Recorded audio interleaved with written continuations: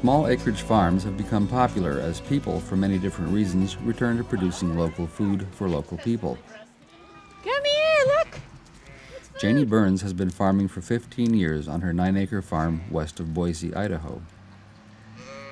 Although most of today's agriculture is controlled by a few large food retailers, Janie feels that there's still plenty of opportunity for small farmers. Let's say food and all the consolidation that's going on as being, let's say we have a big box. And in this big box, as things get consolidated, there are balls. There's like basketballs. And, when our country was first founded, there were bunches of little balls, little farms selling to little people. And, nobody was very big. We didn't have the transportation systems to set that up. We just couldn't market beyond a certain area. But as transportation and refrigeration and consolidation has happened, we've now got Walmart as being the biggest ball in the box. It's sucking up lots of our retail food dollars. But as I see it, every time there's a big ball, you should not look at the balls. You should look at the space. Because the space is where the opportunities are. And Mary Fran, you had? I had an egg, an asparagus, and I'm going to take one in purple sprouting broccoli. Okay. People who have health issues, who are going to look for your product, people who have environmental issues, who are going to appreciate how you grow your product, people who want to support their local economies, who are going to want to support you and what you're doing to their local landscape. There's tons of opportunities out there when you start thinking of the negative space and how you can positively exist in that space. And who cares what Walmart's selling? Who cares what Albertsons is doing? You are in your own space, you can create your own markets.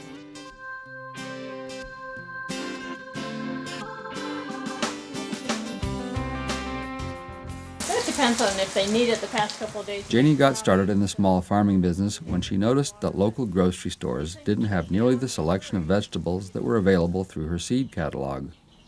And I thought that certainly some of those things I could grow and maybe offer as something different to the grocery store, to my local neighbors, actually. I hadn't asked them about this. I just thought it would be a fine idea, which is probably a big mistake because now I know that you should probably figure out your market before you plant a bunch of stuff. It just proves that there is actually straw. Otherwise, you won't see it. The main buildings on the farm include a 400-square-foot straw bale greenhouse, along with a temporary hoop greenhouse and vegetable packing area. The old barn on the property serves to house the livestock. I wanted to buy this place because of the barn, because it's just so cool. It reminds me of my grandfather's barn, and we've modified it so that we can have lambing. The chickens are in part of it. Could I get by with a smaller building? Yeah. Would it have any charm? No. But this is...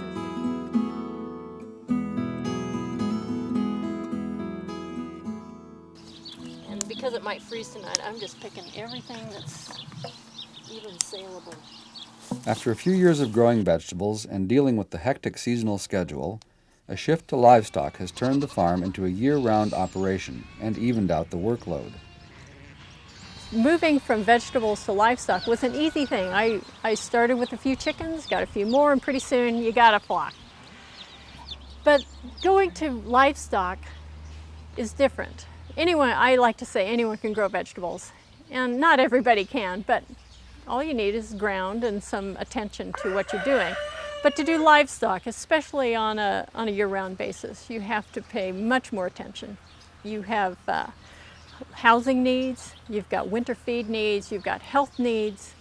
If a head of lettuce dies, well, I don't shed any tears, it's just over. But, if I have a ewe that's worth $150, I'm out there. And so you need land, you need time, and that doesn't always work in everybody's schedule.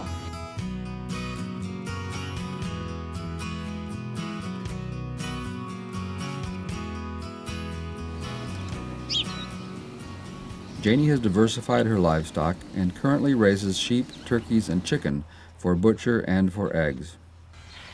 I think if you're going to make money in selling eggs, you have to replenish your pullets, your egg layers every couple of years.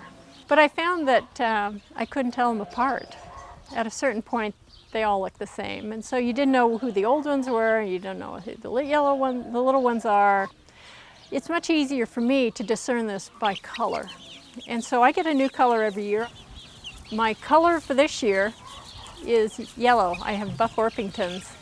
A constant concern with raising chickens is the threat from predators. Normally it's my fault. And in fact, I would say it's all my fault. When I lose a chicken to predation, it's because I didn't do something right, or I didn't think like a skunk, or I didn't think like a fox. And so you have to be a step ahead and think that whenever something could go wrong, it's going to. Along with the threat of predators, it seems typical for turkeys to suffer occasional losses from disease. Attrition in the turkey business is pretty common. I don't know what to do about it. That's just kind of a given that you're going to lose some turkeys. Some batches I lose more, some less. I know, you are unafraid. As for sheep, most health issues don't seem to be a concern with proper management. I don't have a lot of health problems. And this comes from having a diversity of livestock on the place, of not having too many livestock on the place, by offering them during this grazing period, which goes from 1st of April generally to I'll stop grazing 1st of October when the grass runs out. They're running on pastures. And so if you start crowding them in feedlots, you have big problems. So I think that having a healthy environment is critical. I will say something about grain. I don't believe in having grain fed to ruminants, and so I do have grain that I use as a high energy food for sick ewes. My lambs may gain weight a little slower because they're on pasture, but I'm offering a grass-fed product.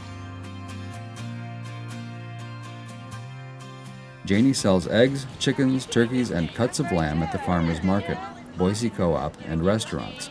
She makes sure to always check to see what her competition is doing.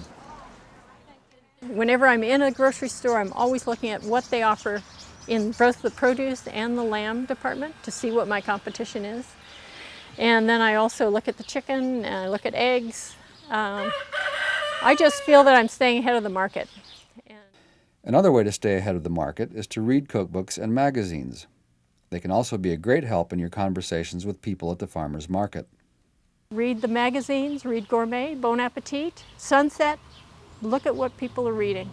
And although it's hard to change in a month, you can do some things. You can offer things that are perennial favorites in those magazines. And don't be afraid to offer those articles. And use that in your conversation. Say, this recipe just appeared in fill in the blank. This recipe is in Bon Appetit this month. Here's the cover story. Look at those loin lamb chops. Wouldn't that be good? I just happen to sell these today. And you get people inspired and you sell product. So I think those are always tools that you can use. Looking for and finding new markets is an ongoing process. Raising turkeys has turned out to be a good addition to the farm. My turkeys, it's July. I've barely advertised. In fact, I've not advertised turkeys. I have sold 10 just by talking to people and people saying, oh yes, I want one. And the minute Labor Day hits and people start actually thinking about Thanksgiving, I'll sell the rest out instantly.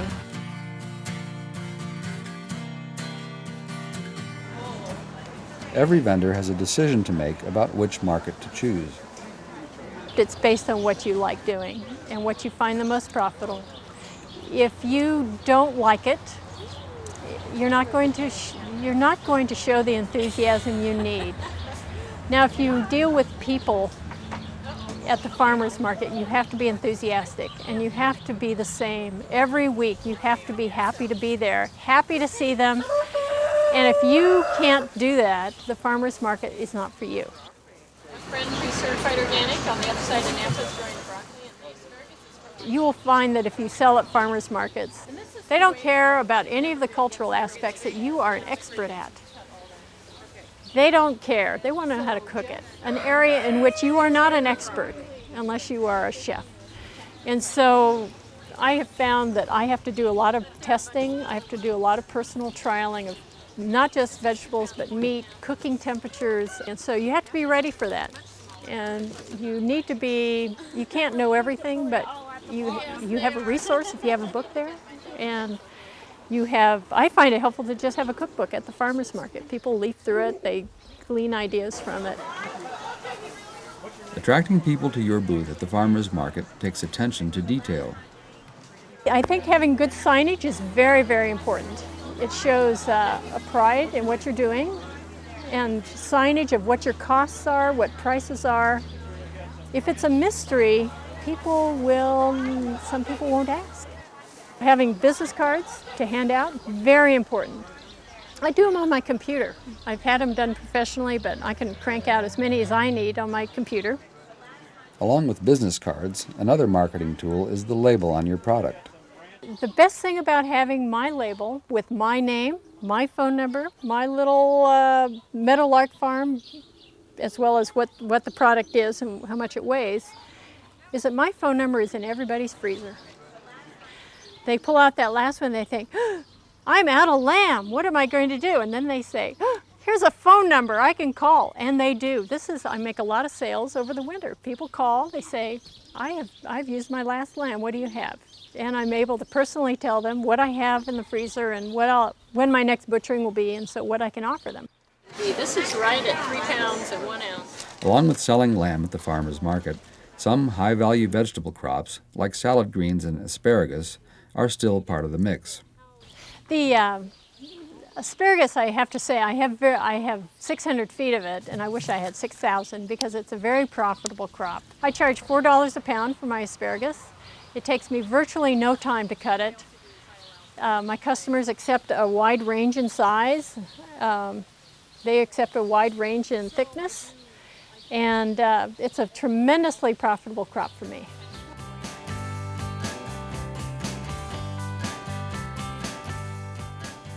One of the great questions is, well, what should I charge? You have to realize you have to be in the market. You can't be too low because although there are always bargain hunters, if you are too low, people think there's something wrong with it. Not yet. It is easy to justify a higher price when you are offering a handcrafted product. Okay, chocolate chip and which other kind?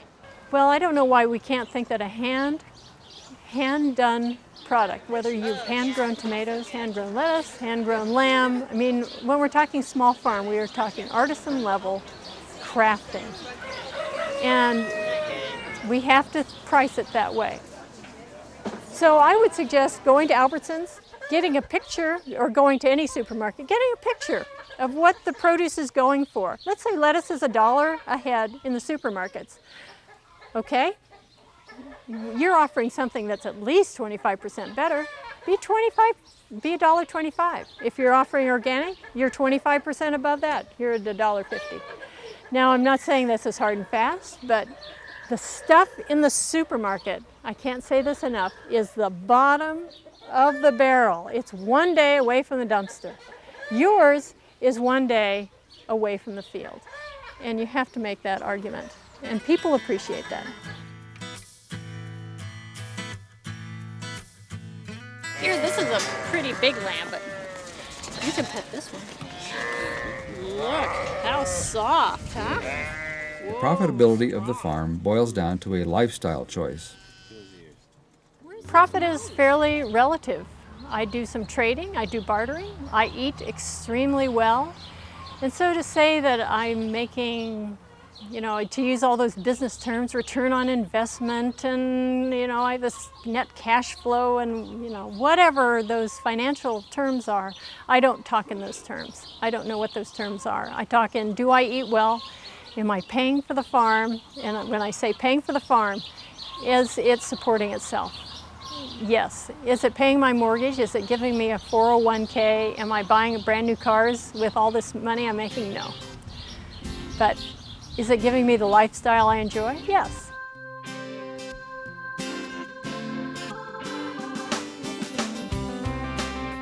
My partner works off the farm, which I am very fortunate in having off-farm income, which gives me a lot of freedom. However, I'm quick to say that almost every farm has to have off-farm income. I would counsel against people who don't have any assets to fall back on.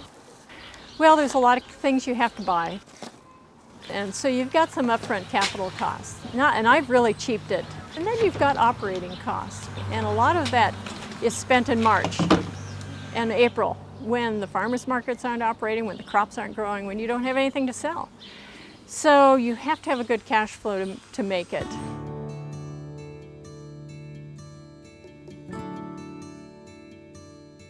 Knowing the regulations is extremely important. Sometimes you may think, oh, these are onerous and it's hampering me, but really, from a public health standpoint, you've got to know them because they'll shut you down, and there's no question about it.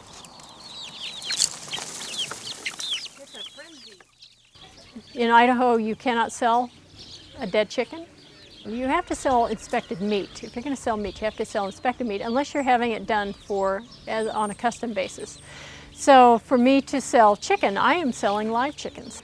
And as I have my sign at the farmers market, I sell chicken futures. I, as a service, take the chicken or take the turkeys to a butcher.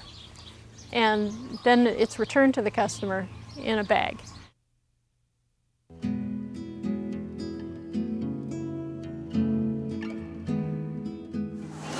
So broccoli? I wouldn't recommend anyone just saying, well, I'm quitting my job today and going into farming. I would work into it part-time and see what works, see what your market is going to help you with. For example, you may decide, having read in a magazine, gee, growing lavender is really the way to go. Someone in Pennsylvania made a killing on it. I think I'll put in half an acre. Well, unless you've researched your market and know that someone down the road has 3 acres of it, well, you are done. You're going to have a hard row to hoe.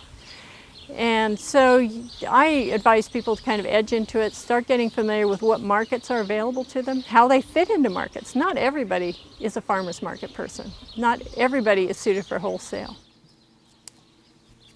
Starting a small farming business is a big decision that the whole family must agree to. The family is very important, and I've heard it described farming as being an oil slick.